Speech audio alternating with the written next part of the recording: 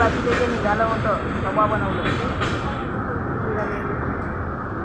गाडं आहे माझ्या तुमच्या तर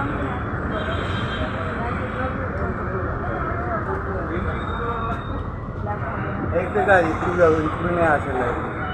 लाईन मध्ये आहे